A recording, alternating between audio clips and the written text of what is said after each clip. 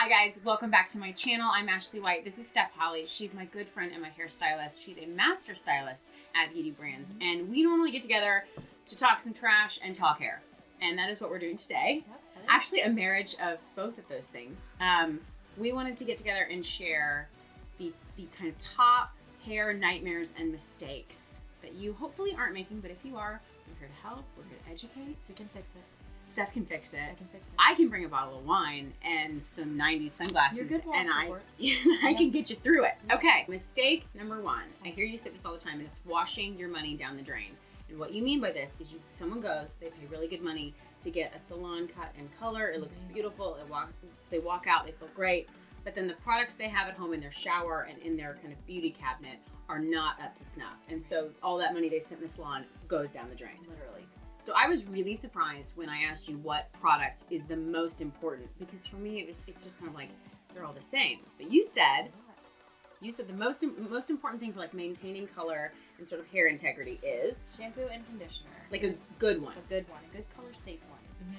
Because if you're using a heat protectant on top of non-cared for hair with your shampoo and conditioner, you've literally already washed your money down the drain, your color down the drain. So you're just heat protecting dull hair. Okay, so you need to go to a Beauty Brands or some kind of like professional grade because these shampoos and conditioners, see, I just think, oh, I shampoo it and then I just wash it down the drain, so it doesn't really matter. But you were telling me that like a lot of these drugstore shampoos and conditioners have wax in them? Some of them have a wax component, or they're so watered down that you might only be buying a $4, $5 bottle of shampoo, but if you're buying it every month and a half, you're actually spending more money versus buying the liter, which we have the sale. I mean, yeah, Beauty Brands has huge sales. They have 2 huge liter sales a year, and then they'll do, right? And then we have the one big one in June, typically, in the summer, and then we have a couple smaller ones throughout the year. So we have like 3. And I don't go through a liter of shampoo and conditioner in a year. No. So, I mean, so you can get salon quality products on the cheap. You just kind of gotta wait for that liter sale. Yeah. So and that's what people do. They typically stock up. Right. So a shampoo and conditioner is the number one product to avoid the mistake of washing your hair down the drain. The number 2 product is not using a heat protectant. Yeah, like that is the mistake. The mistake you should not make. Because then you're using these hot tools, these wands, these curling irons, these flat irons with 300, 450 degree temperatures. my curling iron gets up to like 415. Yeah, and you're literally cooking the color out. Yeah. You're just clamping this heat on it, and it's just eating your color. It's to maintain the color, you have to keep the hair shaft healthy. And so you do that in the shower with really good shampoos and conditioners that don't strip, that don't add wax. Correct. And then you protect the hair post-shower with a heat treat because those hot tools further break down the hair and strip the color, etc. Yes. And you just don't want broken, damaged hair. No. Anyway. Never. Okay, so number 1 is a good shampoo and conditioner, and number 2 is a heat protectant. Correct. I will link Steph's favorites below. We've talked about a few of these in a prior video. So I'll link that video down, and I'll link her 2 favorite heat protectants down below. You can get those at Beauty Brands. They're awesome. I have them. So we can vouch for those. Okay, mistake number 2 is my fave. It is you're relying too hard on Pinterest. This is also my fave. Yeah. Okay, so Pinterest is a great source of inspiration when you're looking for a new hairstyle, and they have some really beautiful photos. Absolutely. Out there. Yes. The problem is that 9 times out of 10, the photos that are repinned all the time and the most popular ones, the ones that you see people bringing in, the girl has 47 filters applied. She's been face-tuned within an inch of her life. She didn't even have that nose, okay? Nobody has that nose. Michael Jackson had that nose. He's dead now, all right? And so it's been color corrected, and they've brought up the level of the saturation in the vivid color, so her blue hair isn't that blue. She doesn't even look like that in real life. No.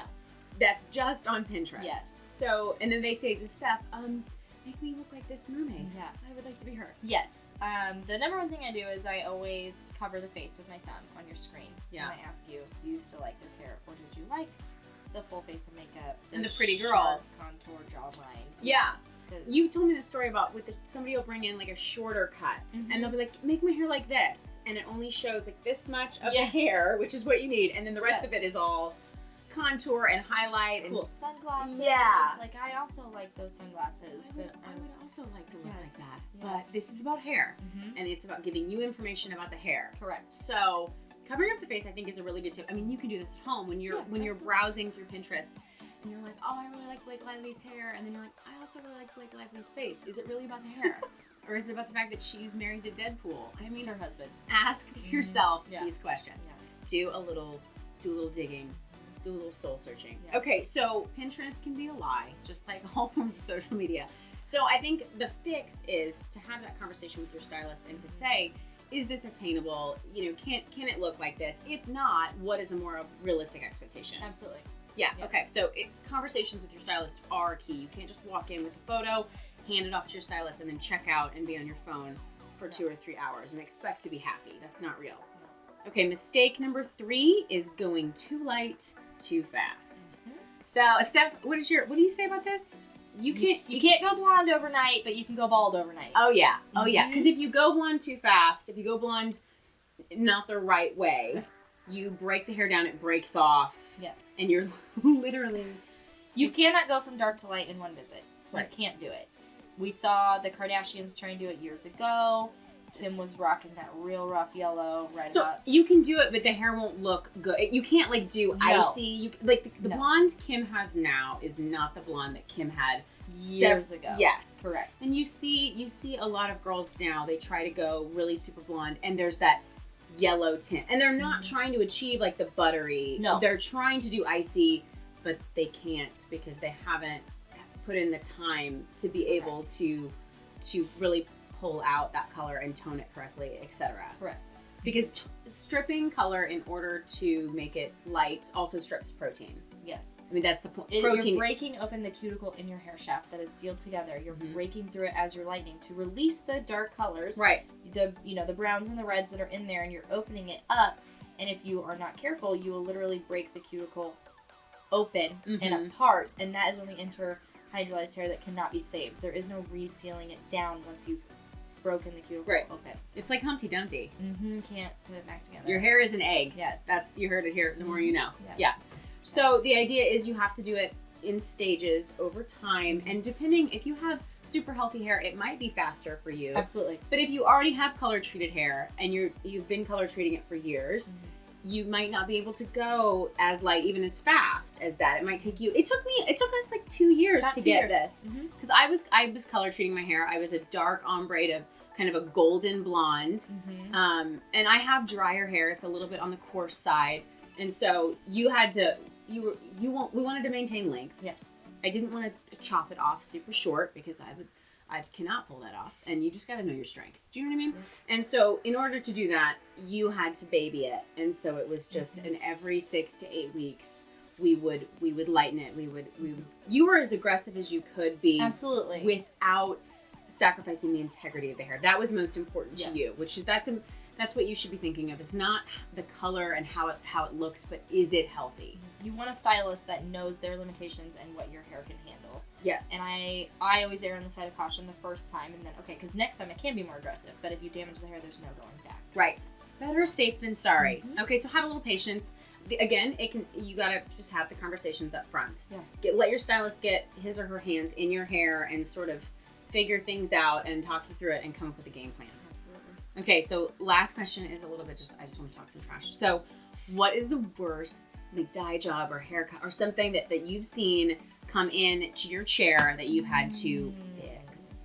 One of my favorites is a client of mine previously, before I got my hands in her hair. She let someone lighten it in their bedroom. Don't do that. Don't do that. That's a huge mistake. Don't do that. Don't dye your hair in your bedroom. Don't dye your hair by yourself unless you know what you're doing. And even then, have somebody on hand that knows. Like Steph is a master stylist at Beauty Brands. Do you dye your own hair? I do not. I've never dyed my own hair. Again, Never. know your limitations, Yeah. people. Stay in your lane. Okay. Yes. So she walks into your salon. So she messaged me beforehand to let me know that she had a disaster on her hands. So I knew You went like this? I did. I went like this. And I knew to clear the appropriate amount of time. I knew with my client that I was going to need 6 to 8 hours to fix this. It was a huge correction because I needed to keep the hair on her head, the integrity of her hair. And she comes in, she has a baseball cap on because she was too embarrassed to wear it in public without a baseball cap. You know that's bad. Yeah. You know that means it's bad. She takes it off and it is banana yellow. All the way on the scalp, down to about So like mid-jaw. like a killer hot root. Like literally a killer hot root, banana yellow, chemically burned scalp.